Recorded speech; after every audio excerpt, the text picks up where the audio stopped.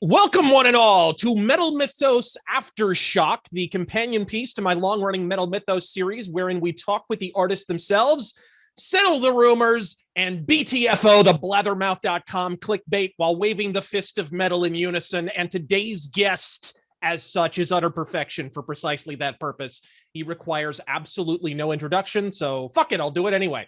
Plucked from seeming obscurity in U.S. power metal mainstays Winter's Bane, to front the founding fathers of heavy metal, Judas Priest. He's since become one of the foremost journeymen in metal: Iced, Beyond Fear, Yngwie, Charred Walls of the Damned, Spirits of Fire, A New Revenge. But today, we'll also talk about his latest endeavor as he joined forces with his former Priest mate, Ken Downing, KK Downing, to front KK's Priest, whose debut album, Sermons of the Sinner, is my most anticipated release of 2021 and drops on October 1st, in fact.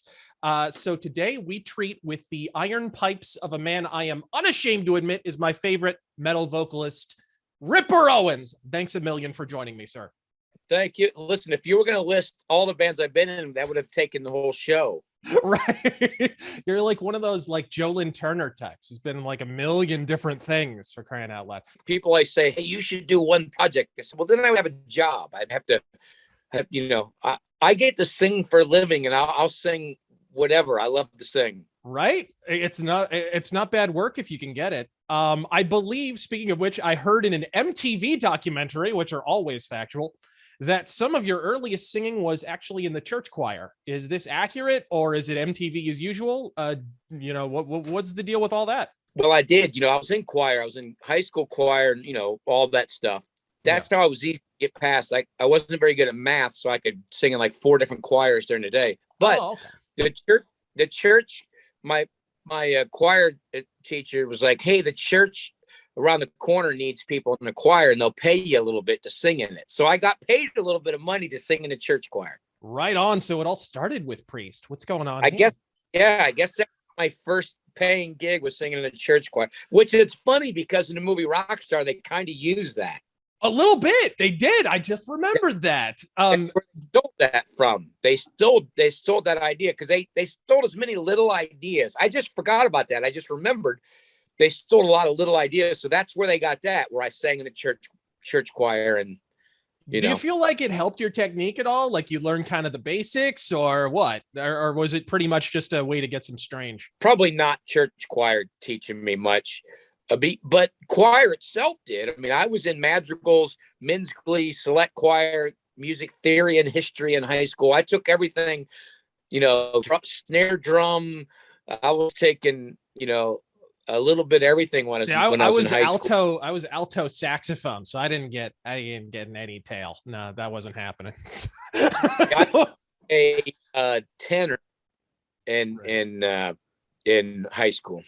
Oh yeah, so was my dad.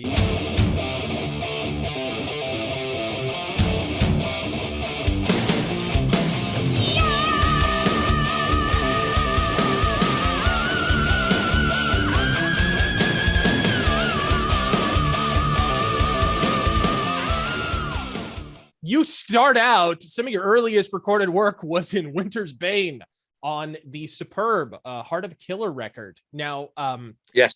One of the things you never seem to do is blow your own horn very well, which is probably good. I hear if you do that too much, you go blind. But if you won't, then I will. There are some notes on this record that straight up Halford could not hit. I said it. Headline that shit, blabbermouth. But how did Winter's Bane come about? Was it the old story of like you started out as a band kind of playing covers or whatever, started doing originals, or was it a totally original thing from the beginning? Because I'm a big fan of Winter's Bane. They were original. They had another singer, BC Richards was his name, and they had already had a little cassette out. Not Heart of the Killer yet. That was written when I got in the band, but I think they had a song like Haunted House and a couple other things. But they were a band already, and I was in another band, and somehow I took the singer's job. I don't even know how it happened, but the irony is the singer of the band, BC Richards, was the drummer of my first band. It was called Damage Incorporated, and I replaced him with another drummer too. So 2 bands I was in, BC Richards. He got kicked out of both bands. I don't think he likes me very much. really, really good singer, though. A good guy and a really, really good singer. Yeah, yeah, kind of a Jeff Scott Soto Graham Bonnet situation. Now, Yeah.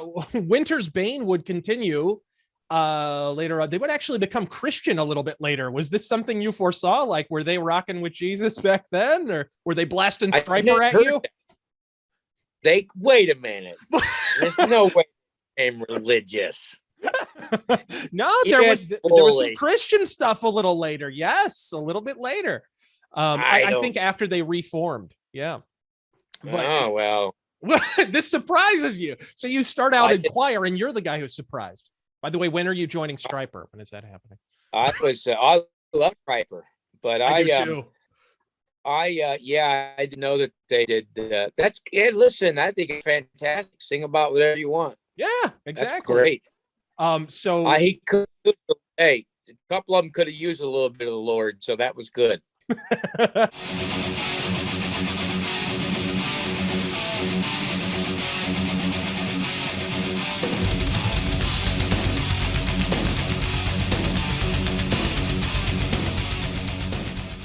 We've heard the story, of course, in 7 different tongues by now, but you obviously joined Judas Priest.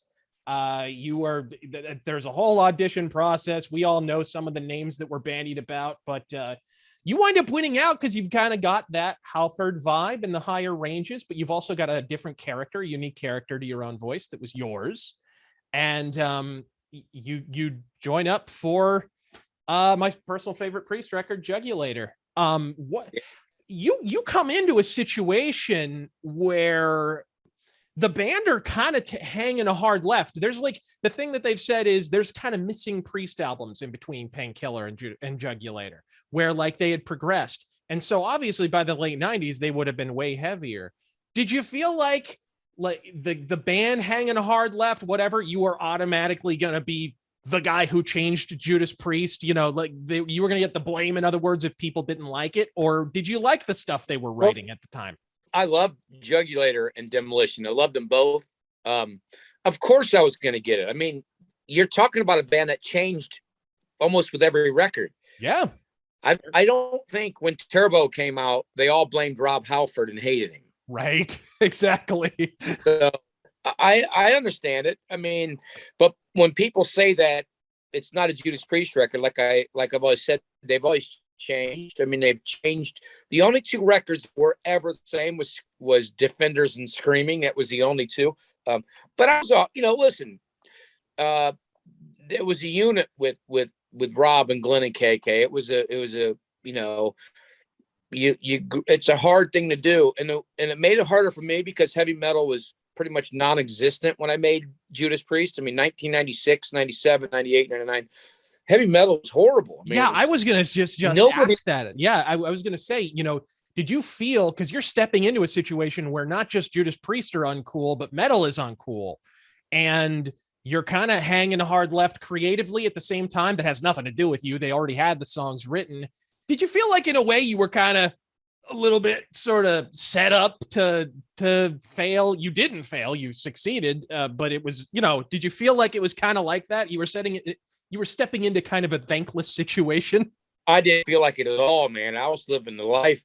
Right. I mean, listen, I was singing for Judas Priest, meeting people, doing shows. I mean, granted, they weren't the same shows you watched them. But listen, at the end of Painkillers, Scott was telling me they were playing in front of less than 1,000 people at some of these shows. So it wasn't like it was something that just happened. I mean, they were playing in smaller shows at the very end. But I didn't look at it that way. I mean, I looked at it as, this is fantastic, man. I love the records, love the songs. And, like you said, I joined them where I could sing the classic stuff. But anytime I hear somebody say, man, Tim needs to stop acting like Halford or singing like Halford, I'm like, I don't sound like Halford. You have to be deaf to hear me and go, he sounds like Rob Halford. What the thing is, I can sing those songs, but me being a musician and a fan, but me being a musician, that's what I'm doing. When I hear the records with me, I think to myself, I sound like Tim Ripper Owens. I sound like me. I don't sound like anybody else. Right. it's always going to be there. And listen, it was a fantastic time, man. I didn't look at it and go, man, I was set up, or this sucks. I'm like, this is fantastic. Right. No, you're absolutely right too. I remember hearing about, what was that last tour they did with Alice Cooper? The big one with like a huge heavy metal bill. It was like 91 or something like that. Yeah, I remember hearing, yeah, that was like a bit of a flop. It didn't draw that many people. It wasn't anybody's fault. It wasn't Judas Priest's fault. That was the time it was heading in that direction, and then Judas Priest has gone for 4 or 5 years, and I joined him. And then, listen, if I would have joined him in 1989, it might have been a lot different. So just to be truly original, I'll ask you about the movie Rockstar, because that doesn't happen enough in your interviews, I'm sure, which is roughly based on your life. And by rough, I mean like Morgan Freeman's cheeks rough. Since we all know Hollywood films are truthful, they're basically documentaries, really. I have to ask, how is it performing in abandoned factories, and how sensitive are your nipple piercings? Yeah, right. Listen, they got a couple things. They, being in a tribute band audition, originally it was going to be a true movie and supposed to be, but since they were kind of making their own movie anyways, first of all, they made it look like it was the 80s.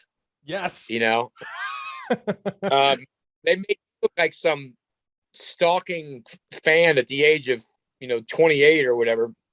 Whereas when I made Judas Priest, I was at that time listening to Soundgarden, Outshined, and things like that, because I love Chris Cornell's voice. So I'm like, not that I listened to Judas Priest, but when I was in high school, they took me in high school as a 16-year-old kid, and then made me act like that as a 28-year-old guy with posters on my wall and walking around, and it was like, which was a little weird because of Marky Mark's age, in that it was a little odd. It was like, are you sure? Yeah, but I'm not saying there's not people out there like that, but yeah.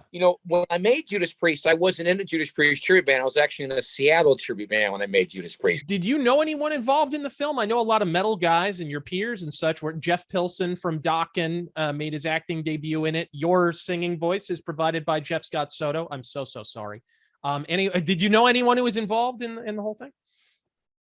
I did. I mean, I know them all now. Right. I didn't at that time, because I just, that movie was being made, 98, 99, it's kind of the time frame it was being made, I think. But I've become friends or met a lot of them. Jeff and I have, did some recording together, and Pilson and Jeff Scott Soto and I became friends throughout the years of you start meeting people and seeing them around, and then you kind of, I remember I was at a festival one time, and Jason Bonham and Jeff was doing a Foreigner show, and I was with Ice Earth, and somebody said, I didn't even realize it. They go, hey, look, Tim, there's your band over there. And I'm like, hey.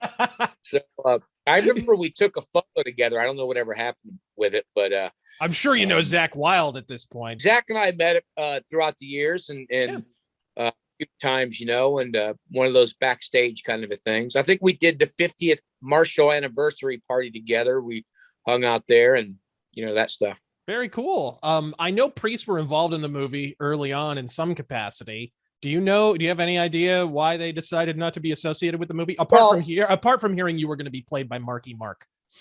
Yeah, well, I was all right with that. That's the only time in my life I had abs. Right. I was going to say, can you confirm or deny that you have a funky bunch? Is that? Yeah. But they originally got the rights to the movie from the New York Times article about me, and they took that article and then they wrote it. But what happened was, Judas Priest didn't like things they were writing. They didn't like how maybe they were being portrayed, which a lot of, one guy did rule the band, make a lot of decisions. They had a lot of similarities to it, but they didn't like how they were being portrayed. So they said, we want some kind of creativity in this. You're not doing this accurate. We don't like this. They said, and Warner Brothers said, you can have none. You can't be involved at all. So the band, that's when they pulled away. They said, we're done. And I would have liked to, there's certain times where I wish they wouldn't have done things, because I would have liked to have made some money from the movie. I mean, since it's still tagged to me wherever I go. Right. But you could at least hit the convention circuit on that, for crying out. I could hit the convention circuit with that. I could go to those Comic-Cons and sign stuff still to that probably. But yeah, they didn't like how they were portrayed, so they took the name away. We were gonna have songs and everything in it. We were gonna do music and everything, but they just pulled away from it. Yeah, that totally makes sense. You guys go and do 98 Live Meltdown. I don't want to pass over this, even though, we're going to talk about all your other stuff, but 98 Live Meltdown is like my favorite Priest live record. Any memories? Because I know it's spliced together from a bunch of different performances, but that is such a portrait in time. Your gigs in New York City, and I think you guys played in London at some point, and whatever. They just spliced together all this stuff. Is that just like a time capsule now for you? And were you happy with how it was a double live record, correct? How that all came out? I love it. It's a great set. I actually like, strangely enough, I like the live in London one better, just because it's more raw.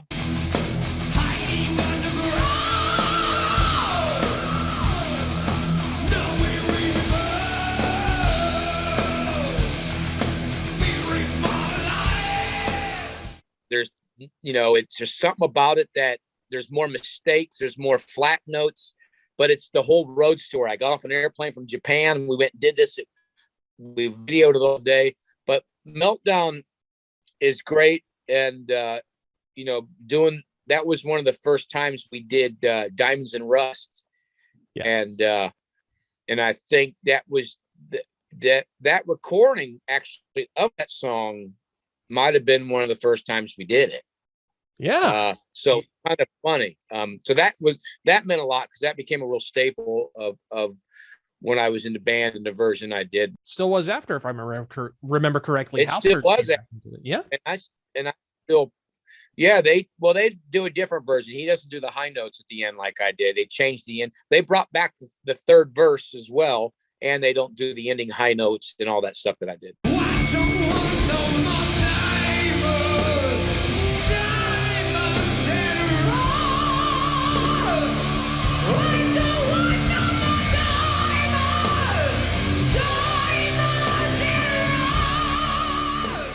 But that's really cool. There's still some Ripper era legacy in there. Yes, you were a bit more, I guess the word would be, dressed up on the Jugulator tour. They had that kick-ass custom jacket made for you with the Ripper on the sleeve and stuff. Was there a conscious attempt? By the time Demolition comes around, it's much more stripped down. Was that like a conscious attempt? Were you just settling into your role, kind of wanted, okay, I'm going to be more like myself? What was the vibe there? Well, I was trying to, because plus the times were changing, but I wanted to. The problem about getting in a band like Judas Priest is, the argument is you dress in an outfit, and then somebody says, well, you're trying to be like Halford. No, but the argument from Judas Priest was, no, he's trying to be like Judas Priest. This is what we are. Right. This is who our band identity is. So as I moved on, I tried to change it a little bit, but still, bring my own personality in, but still wear the leather and still do the stuff. But, that was, it was a hard thing to do, because you are trying to be yourself, but you gotta fit in with because, look, people aren't going to argue the fact that, or they still say it. I guess they do say it as, oh, look, Richie, he's trying to dress and look like KK. That's what happens when you get into a band. You're dressing like them. With Judas Priest, when they go on stage and dress up for work, they don't wear that off the stage. You know what I mean? They don't wear what they're on stage. They go to work. They put on their work clothes. They go to work. Then they get off and put on their polos and their shorts, and they do their stuff. That's just how it is. And that's how it is with a lot of people. I have to disagree with you there on just one point. I saw Halford. He lives here in Phoenix. I saw Halford on his bike here in Phoenix one time. He was absolutely decked out in the leather. He was not hiding the fact that he was Rob Halford at all, but he was also on a motorcycle. So I'm not going to hold that against him. But see, that's just like the people who own Harleys who put on their Harley clothes to go riding. Exactly. But, I'm just saying, but I like that about it. That was one of my things I loved. I loved that it's a character, man. You get into this character, not the music and the songs. They're all about that, but you get in the character and you go on and you wear your stage clothes. That's why they're called stage clothes. But I had to try and talk them into making me something because we didn't know what I was going to be. So by the second record that came out, I was still wearing leather, but I tried to tame it down and do my own thing. Yeah. So Demolition rolls around. You have a little bit of creative input on this one. Is the band starting to gel? Like anything you would change about this era? Did the vibe in the band change? Like kind of a prelude to maybe a reunion or what? I love Demolition. I mean, I really loved it. It was there's more melody brought into it, into that record. But I love songs like Hell Is Home, One on One. You know, I mean, Machine Man is such great songs. No, I didn't feel a reunion thing coming on, but I did feel a different vibe. You know, when we wrote the record, Glenn and Kim weren't together that much. You definitely could feel the tension of that even then, right? So what can ease tension is making millions, getting your original singer back. Well, I guess Al Atkins is the original singer, but getting Rob Halford back, that'll make you feel better about each other when the millions come rolling in, right? Right. But I could feel that tension. I could feel Ken wanted to take it. He wanted to do different things, but still, it was a great working environment and great relationship. I mean, they were all such great guys, and even that Demolition tour, we got along so well, and we had so much fun. But you could just tell Rob needed Judas Priest, and Judas Priest needed Rob. Yeah, but it was getting kind of silly too, because now he had the Halford band, which is basically playing Priest type stuff, and it's like, yeah, what's going on here? You know what I mean? Yeah. So go ahead. Now that he's back to heavy metal, yeah, I mean, so the decision was a no brainer for them, and I still didn't know if it was going to come then, to be honest, but it was a no brainer for everybody.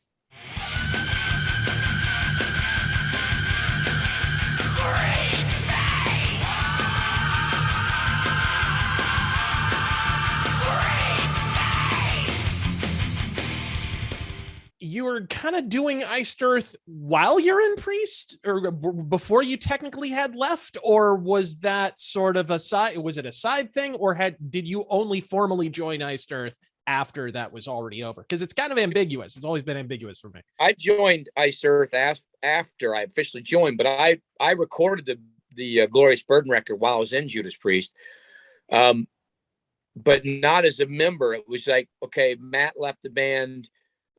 They called and said, do you want to do the vocals for this? So I'm thinking, man, I can make some money, because I really wasn't making any money at the time in Judas Priest. So I'm like, it was towards the end where there's no money coming in, and I thought, hell yeah, I need to do it anyways. So so I did that, and probably a month later I probably got the call saying, yeah, we're getting Rob back. I knew something was up probably when they let me do that record in the first place. So it's probably like, yeah, go make Glorious Burden, because we're gonna fire you. Anyway, yeah, it's kind of like a dude letting his girlfriend go on a dinner date with another guy. You know what I mean? Yeah.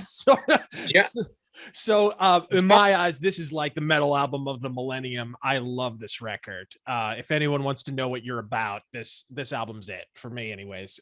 Did everything just sort of come together on this one, or after parting ways with Priest, were you sort of singing with an added purpose? Because this, in my eyes, is just like a career performance for you. No, no. I mean, it was written already and done. I just went in and sang it. I actually like the vocals. This is going to be funny to you, but I like the vocals on the next. What's the next Iced Earth record? I can't remember. Framing Armageddon. Yeah.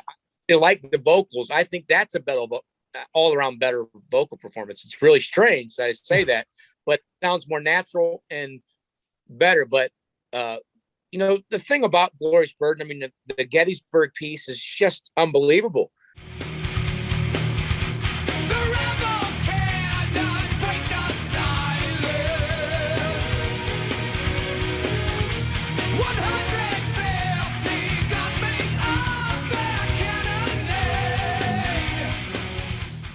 It's such a great record. both those Iced Earth records are really great records. Yeah. But I think Framing Armageddon was more, because it was written for me. It was more me. Yeah. But Glorious Burden, yeah, I mean, it was a history lesson for me. I mean, I learned more off of that than I ever did in school. Didn't you during on tour for this, didn't you like dress up in like a Union uniform sometimes or something like that? Did. No. Oh, that's right. John did. That's right. Right? Something Those like guys that. those guys were the North and South on the guitar, and That's they would right. play those parts. I didn't. No, I'm having flashbacks. Sorry, the early 2000s flashbacks. I might do a lot, but I'm not going to dress up as a soldier. As a soldier, no. Iced Earth were kind of controversial around this time. Some people claim the album was jingoistic. I remember Brave Words and Chuddy Knuckles crying about his pro-American themes. I think they banned Iced Earth being promoted or something. I have a vague recollection about having to take the Star Spangled Banner out of your European set. Did you feel that in the album, or was that like it was hampered by world events, or what? It's funny because the album was about history worldwide. Yeah, there's a Attila the Hun song on it. You know what I mean? But God forbid you sing about When the Eagle Cries. That's what got everybody. It's like, oh my God, I'm thinking, this is how crazy people are. I mean, we're fucking American, right? We're putting national anthem on it because we're fucking American. I mean, it goes with the Declaration Day peace. This is what's going on here with this song. We did a song about 9/11. Sleeping giant is asleep no longer. If need be, we'll die free. When the eagle cries. I just, it's amazing how people react about that. That wasn't pro anything. It was about history. Right. Yeah. There's like a Napoleon tune and a Red Baron song. And I just don't see how you can do that. Yes, it has the Gettysburg trilogy on it, which is incredible. But last time I checked, Gettysburg didn't happen on 9/11. You know what I mean? I mean, everything. It's just, but that's how people do it. Right. That's how they do it. I mean, it just doesn't matter. I mean, if you write a song about, the sky being blue, people are going to get pissed off and be like, there's fucking clouds in the sky and they're white. And the sky is not just blue. And why is it got to be white? Why is that? You're being sensitive. The equality, the sky's blue, but you're not talking about the white clouds and now they're pissed off. I mean, it's like, that's how the world is now. And it's like, you can't, left or right, whatever you're at, you're never going to win whichever part you're at. But that started it. I mean, that's when people are mad that you put the Star Spangled Banner on. It's like, I mean, right. I don't, maybe you better not buy the CD because it was pressed in America. No kidding. Right after that, before you jump to Framing Armageddon, you do Beyond Fear.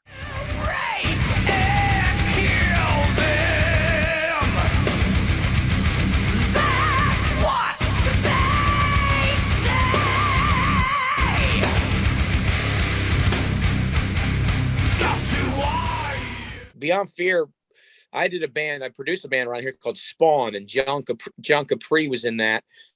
And then the old bass player of mine, which I got him in Iced Earth for a second. And just local friends that did it, and it was the first record that I really, wrote half the music for, and then wrote, all of the singing for it. Yeah. Everybody always asks about that. I don't suspect a reunion is in prospect, but like any words on possible reissues? This thing's been out of print for freaking ever. What record company even was that? Was it Century Media? SPV. That's right. Same as my solo record. No, that's probably the one I get the most out of, if I post something about Beyond Fear, people are like, dude, we need another Beyond Fear. We need another Beyond Fear. I'm amazed at the response I get. And I said, well, why didn't you fuckers buy it then? I was like, No, I it forget was how I even heard about it. I was at the record store one day. I was like, Beyond Fear, what the heck is, flipped it over. It must have said Ripper Owens, and I picked it up. I don't even remember why I got it, but I got it when it came out. It was a pretty well received record, and it did really well, actually. To be honest, it sold pretty good. So it's hard to do stuff. And I mean, I got a lot going on. I got to do it as a business. My career is a business, so I got to pick and choose what I do. And I mean, we started to write a second Beyond Fear record because it's one of my favorites that I've done, to be honest. And again, music wise, it's exactly what I like. And Scream Machine became an anthem. I mean, that song, everywhere I go, people, they'll call me Scream Machine, and they'll be like, man, that's my favorite. Yeah. So it's pretty cool. Yeah, it was a good record.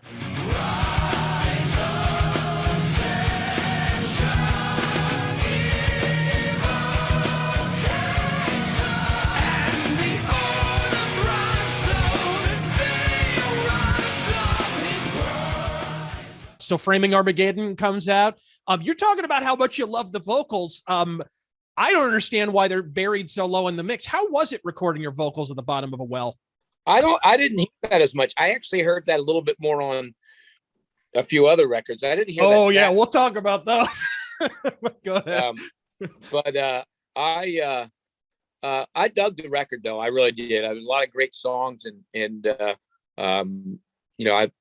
there's a few songs in there that are just classics. Right. No, and it was a really elaborate like concept record and whatnot. But yeah, I could have dealt without the beginning intro stuff, because I got to skip through all that to get to the songs. I'm like, I know it's telling a story and it's really cool. It's like putting on a movie, but I'm like, all right. Yeah, Jugulator's a little bit that way too, unfortunately. I wish they would release a version with some of those intros cut down, or maybe without the intros or something. But yeah, but those intros are seconds. This was like 2 minutes of people chanting and so for my money, how you were dismissed from Iced Earth has got to be one of the more disgraceful episodes of the band's existence. Did you get any warning or inkling of it, or do you think Schaefer just straight up buckled the fanboy pressure? Because him reuniting with Barlow didn't exactly pan out down the road. But no, it wasn't a good parting at all. And that's what people always ask me now. Hey, do you talk, ever since John went off the rails, they said, do you talk to John? And I'm like, listen, it wasn't a very good parting. I was leaving to go to his house, a 6-hour drive, to record a new record. And I walked back into my house to grab something. And I got an email, and I looked at it, and it said, your brothers and sisters, you're fired or whatever. It's the same email he sent Blabbermouth at the same time. And it wasn't a good falling out. It was 2 weeks before Christmas. It wasn't good. Then he sends me an email after that saying, you know what it was? No, it was 2 weeks before that. He sent me an email saying, listen, I really need to teach you how to be a front man and teach you how to do things. And Wendy Dio, which my manager at the time, was beside herself. She kept saying, get out of this thing, man. You got to get out of this thing. And it was unfortunate, that it ended like that. 2 weeks before Christmas with an email that's the same email he sends Blabbermouth. It was kind of sad, but life goes on, and you move on to the next thing. And I think 2 days later, I was recording a new Yngwie record. So it's kind of like everything moves on for a reason. I'm like, all right, well.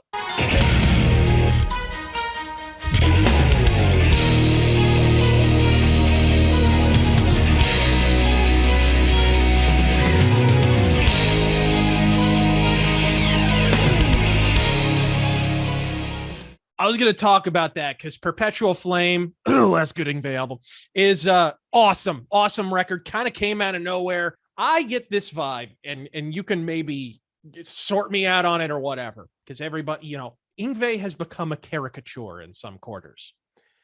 I get the vibe that Yngwie just really likes playing guitar and likes showing off a little because it's fun. He likes having fun. Is he actually as overbearing as all of the propaganda out there, or is he legitimately actually pretty chill? And then when he gets on stage, he turns into a nutcase. No, he's that all the time. But but not in a bad way. Yeah. Listen, you nailed it. Yngwie loves playing guitar, but he loves playing guitar because he loves it. Yeah. He sits around the house and has a guitar next to his chair and picks it up and plays when he's just sitting there. He plays guitar, blues, whatever. He'll be like, listen to this, and he'll just think off the top, how's that Van Halen song go? And he'll start playing Van Halen. I mean, he loves to play guitar. He was so laid back to record. It was funny. I would record, because you think about it, it's going to be, he's going to be an ass and he's a jerk and it's going to be hard. I would record a line and he would go, I'd say, let me do it again. He'd go, oh, no, that's good. First take's good. You sound great. You'll never get that again. Let's just move on to the next part. It was really, but he is a caricature. Of what he, when he picked me up the first day, we went to have some coffee, and I was lucky because I met sober. Okay, hold on. How is this not a Netflix series? Coffee with Yngwie Malmsteen. How much money is being left on the table here? Well, here's the best part is I show up. I got probably my baseball hat on, a button-up, plaid shirt, probably with some jeans or shorts. And Yngwie shows up in his Ferrari, and his head's this big, and his hair sticking out of the Ferrari, and he's got the black shirt on and all the jewelry and the chains and the watches. And it was just kind of like, whoa, this is like Saturday Night Live. It was great. I was like, holy shit. And we went and had coffee, and it was such, I'm still at all because this is a guy that changed the face of guitar playing. I don't care if people like him or not. He changed the face of guitar playing. And really, I got along great with him. We had a great time, and always funny. We'd be on the road and go to the movies together, and he'd go, who's going to the movies with me? But he would listen. He would dress like that there too. Yeah. So, which you have to respect. He's got the gimmick down pat. I love it. But this is why he's Yngwie. People will either go look at that guy and they'll laugh at him, or they'll go, that's fucking Yngwie Malmsteen. And he invented this persona, whether it's a Saturday Night Live skit or not. Right. He invented this amazing thing, and he's an amazing guitar player. And like I said, he treated me great, and I got along great with him. He did. Yeah, you guys cut an incredible record, Perpetual Flame. What is the deal with your vocals being kind of buried again? I feel like in the mix. I do not understand that, because it sounds pretty good otherwise, but it's got a very strange production thing. Is it just his home studio, or what the? Yeah, it's not. Now that's a buried mix. The Iced Earth record, it's still there. It might be quieter, but it's a great mixed record, and there's a lot going on. And Jim Morris sound is fantastic, so it's a great mix. This is I've always said if Yngwie can bring in, you listen to the last Judas Priest record, you hear, they bring in a great team to make a great sounding record, right? And it makes the difference. It does. It's the difference between Judas Priest Redeemer of Souls and Judas Priest Firepower. That's the difference. Yeah, right. Right there. You listen to KK's Priest and you hear the mix of that. It's a great fucking mix. That was one thing Yngwie never had, was somebody in there. My vocals were almost non-existent. Right. If you talk about a well, I was under the well. Right. And you sounded a little congested too, because they took some bottom end out of it or something. I don't know what happened there. But it was still great. Right.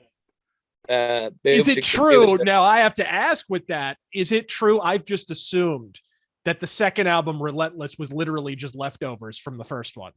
Am I wrong on that? Or did you come back? They actually weren't leftovers. They were recorded the same session. I forgot I even did it. Listen, they know how to do things. It's like, let me pay you for an album. And then I never even realized they weren't on there, but a couple of, was it Caged Animal? Was that on the second one? Right. One of my favorite tunes. I love Caged Animal. Yeah, that's a good one. I didn't even realize it wasn't on, because it sounded like a Judas Priest song to me.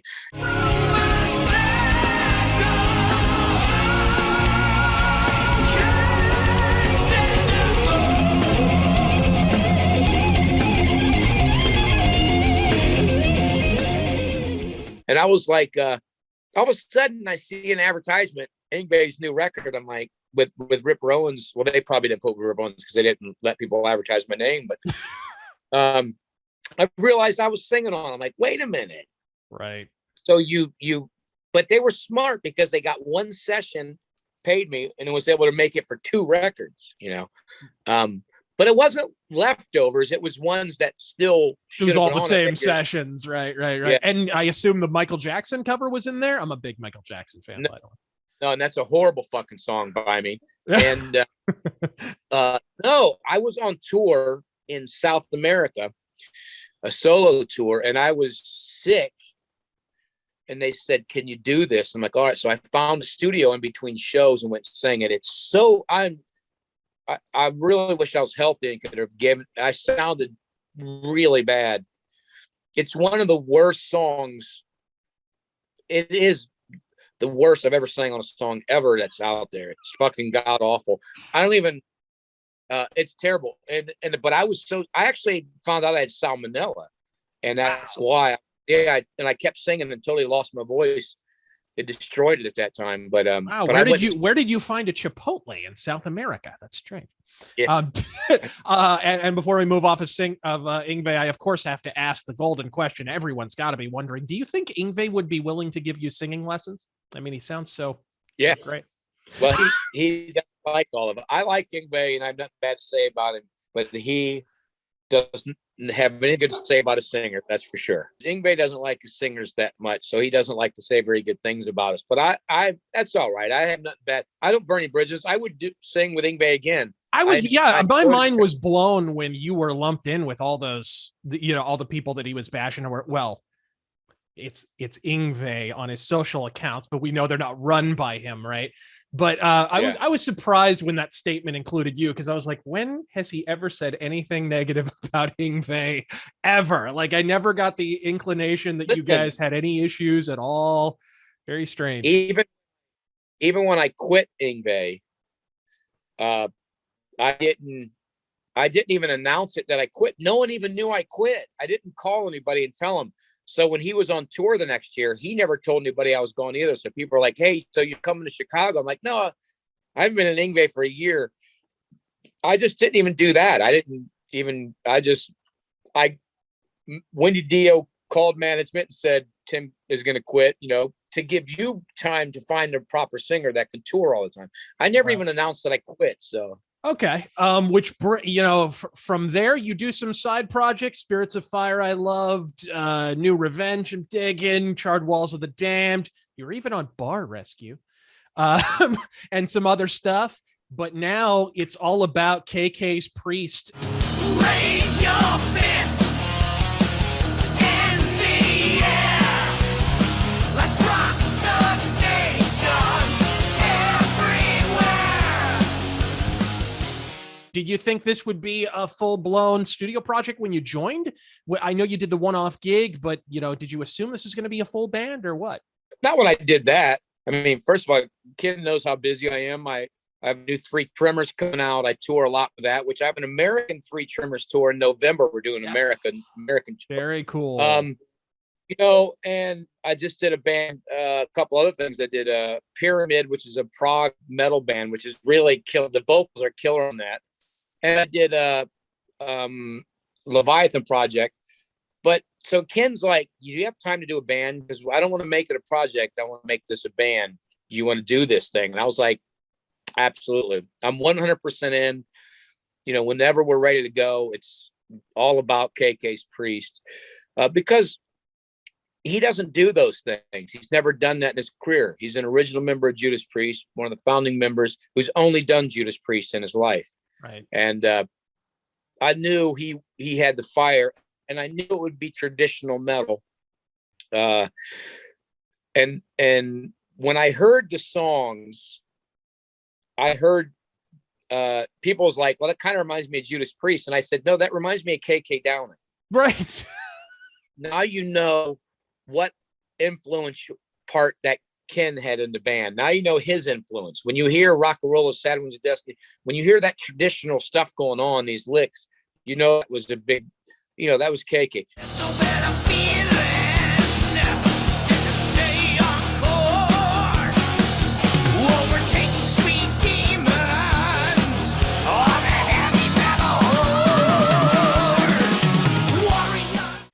Judas Priest was KK, Glenn, and Rob writing these amazing records. Now you know the influence KK had, and now he's doing exactly what he wants. And when I heard those songs, I was like, hell yeah, man, this is great stuff. It's good stuff. So to wrap here, we'll just part with you're a busy guy. You do a lot of side projects, but do you feel like KK's Priest is kind of home for you for the foreseeable future, or are there any plans for this going forward? Obviously, if we ever stop being locked down like a hooker at a nunnery. Yeah, well, I plan on it. I plan on KK's Priest being it. I mean, the main thing people got to look at is I do music for a living, so I got to do whatever, make records and tour. So if KK's Priest isn't going to be out there doing it, I will be doing it with somebody else. But I am 100% ready to lock KK in for the next year and do it. But again, I got to pay the electric bill. So, but we wouldn't have done this, and KK wouldn't have me do it if I couldn't be 100% in. Right. And if it wasn't for COVID, we'd be out. This record would already be out, and we'd be out touring the world nonstop. So that's the plan. That's the plan, is to obviously now finally get the record out and get on the road and promote it. Very cool. Well, thank you for joining me. We'll wrap it up here. As we part here, can I just hear a Godspeed for the Razör Force as we part? And of course, everyone needs to pick up KK's Priest, Sermons of the Sinner. Yes, thank you, guys. Thank you, man. Hey, thanks, buddy. It's been way too long. We should have done this a long time ago. We're always on social media, so thanks for everything.